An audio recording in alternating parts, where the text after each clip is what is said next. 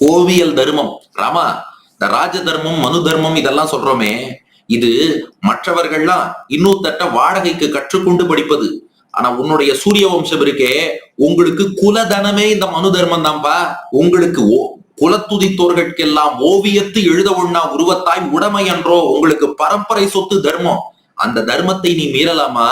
அப்ப கூட பாருங்க, வாலி ராமனை நிந்திக்கிறான்ங்கிறோம். அப்ப கூட ராமனை எப்படி அழைக்கிறான்? ஓவியத்து எழுத ஒண்ணா உருவத்தாய். என்ன அழகுடா நீ! ஒரு ஓவியம் வரையணும்னு நினைச்சாலும் உன் அழகு அப்படியே தத்ரூபமா வரைய முடியுமா?